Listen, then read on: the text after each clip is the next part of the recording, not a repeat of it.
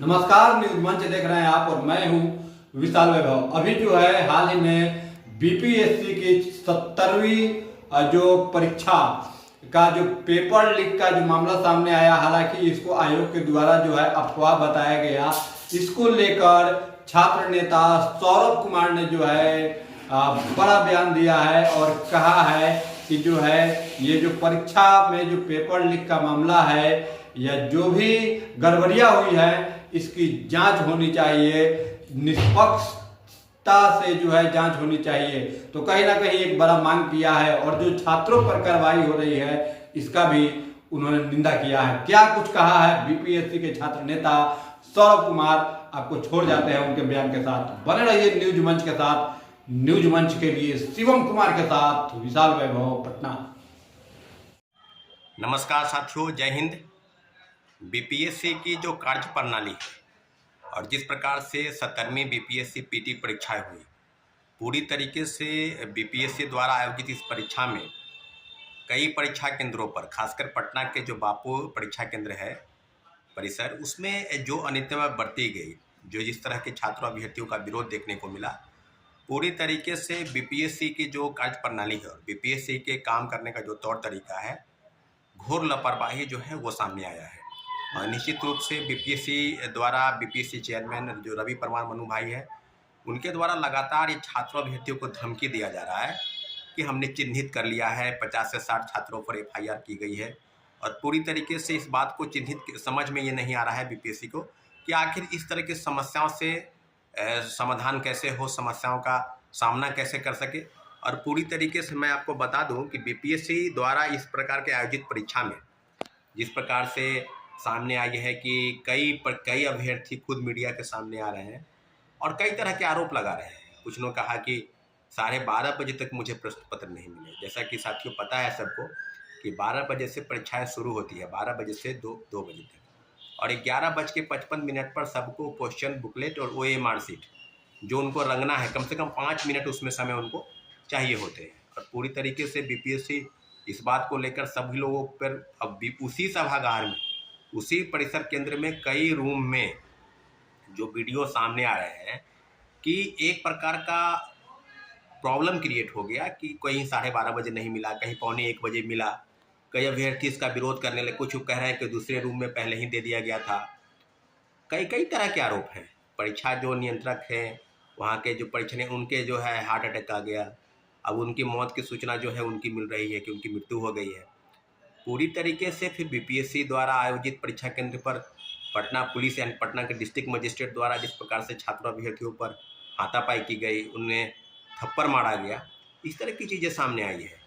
तो क्या बीपीएससी उसी दिन छात्रों अभ्यर्थियों के मुद्दे पर जो बापू परिसर केंद्र में हुआ उस पर मीडिया से बात कर रहे थे और स्पष्ट तौर पर कई कई सवाल का जवाब वैसे दे रहे थे जैसे लगता है कि कोई धमकी भरा शब्द का इस्तेमाल कर रहा हो। और पूरी तरीके से कई चीज़ें सामने आई है। कई अभ्यर्थी, दूसरे राज्य के अभ्यर्थी जो हैं वो परीक्षा केंद्र में आए परीक्षा देने, जब बाहर निकले, कोई उड़ीसा से आया है, कोई बंगाल से आया है, मध्य प्रदेश, क्योंकि स्टेट जो पीसीएस होती है उसमें कई राज्यों के अभ्यर्थी शामिल होते हैं। इस बात का ख्याल बीपीएससी को भी पता है और दूसरे राज्य के अभ्यर्थी को भी पता है, क्योंकि बीपीएससी की गरिमा पहले से ही धूमिल हो चुकी है। शिक्षक बहाली के दोनों पेपर TRD 2 और TRD 3, इसमें पेपर लीक के सबूत मिले। पेपर लीक पर कार्रवाई के संदर्भ में कितनी चीज़ें हुई, 300 लोगों की गिरफ्तारी हुई। TRD 2 में कौन सरगना है, कहाँ से पेपर लीक हुआ, आर्थिक अपराधिकारी तो बेहतर बता रही है। अब जांच चल रही है पटना बीपीएससी द्वारा, जो बीपीएससी पर जांच बीपीएससी खुद कर रही है, जो बीपीएससी खुद कई गलत कुकृत में शामिल है। 66वीं पेपर लीक कांड हुआ, 67वीं पेपर लीक कांड हुआ, पूरा कुकृत साबित हो गया। ओएमआर शीट की कार्बन कॉपी बाहर भेजी जाती है, मेंस की कॉपी लिखवाई जाती है। पूरी तरीके से इंटरव्यू में पैरवी के नाम पर क्या क्या चीज़ें होती है।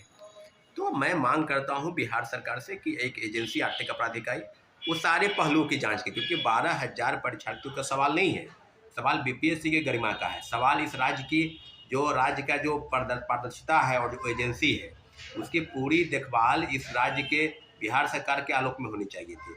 जिस प्रकार से बीपीएससी काम कर रही है और हड़बड़ी में लगातार हम लोग डिमांड कर रहे थे कि जो प्रोटेस्ट हुआ और एक नॉर्मलाइजेशन को लेकर जो प्रोटेस्ट था, उसमें बीपीएससी लगातार कह रहे थे शिक्षकों के साथ मीटिंग बुलाए, छात्र अभ्यर्थियों के साथ मीटिंग आप बुलाने वाले थे, वो आपने बुलाया नहीं, उल्टे गुमराह छात्रों अभ्यर्थियों कर रहे हैं। प्रदर्शन के दौरान सैकड़ों छात्र छात्राओं को चोट लगी है, इसलिए तो हम लोग डिमांड कर रहे थे कि भाई कम से कम 20 से 25 दिन आप परीक्षा की तिथि बढ़ा दीजिए। और हड़बड़ी किस बात की है?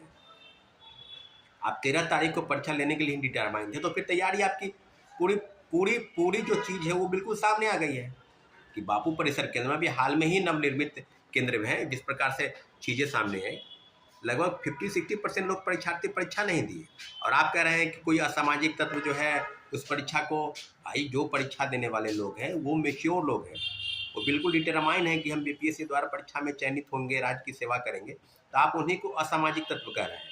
और आपकी तरफ से जो घोर लापरवाही हुई, क्यों? अगर किसी को 12 बजे मिल गया, किसी को 12:30 तक नहीं मिला, तो इसका खामियाजा छात्र अभ्यर्थी क्यों भुगतेंगे? आप पूरी तरीके से इस बात को साबित कीजिए।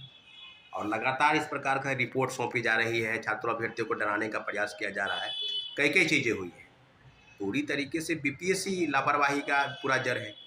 अगर बीपीएससी इस प्रकार से नहीं करती, किसी परीक्षा केंद्र पर छोटी मोटी गलती होती है, लेकिन इतनी बड़ी परीक्षा और घोर लापरवाही, और उल्टे आप कह रहे हैं कि 50-60 लोग ही हैं जो ऐसे कर रहे हैं। बिल्कुल नहीं, 5-6 हज़ार अभ्यर्थियों की जो जीवन का सवाल है, और पूरी तरीके से बीपीएससी द्वारा घोर लापरवाही के सवाल पर उन पर कहीं ना कहीं एक तरह का तोहमत लगाने का प्रयास आप कर रहे हैं। तो हम लोग बिल्कुल निश्चिंत हैं कि बीपीएससी आज से कल तक रिपोर्ट सौंपेगी पटना पुलिस प्रशासन, और उस रिपोर्ट के आलोक में आप पर कार्रवाई करनी है। लेकिन जिस प्रकार से पटना पुलिस प्रशासन द्वारा काम किया जा रहा है, बीपीएससी द्वारा काम चल रहा है, उस पर टोटल ओवरऑल छात्रों पर ही आप आरोप लगाने की फिराक में हैं, जो कहीं से भी जायज़ नहीं है। उस परीक्षा केंद्र में लापरवाही की वजह से हजारों अभ्यर्थियों का जीवन जो है दांव पर लग गया। इसलिए हम लोग डिमांड करते हैं कि उस परीक्षा केंद्र की जो परीक्षा है उसको रद्द की जाए और फिर एक नई तिथि की घोषणा की जाए, ताकि अभ्यर्थी को संतोष हो सके। आप इस प्रकार से चीज़ नहीं कर सकते हैं। इसलिए हम आग्रह करते हैं कि बीपीएससी की जांच पर आर्थिक अपराध इकाई जांच करे, और बेहतर जो जांच हो उसकी रिपोर्ट सबमिट हो। ठीक है साथियों, धन्यवाद, जय हिंद।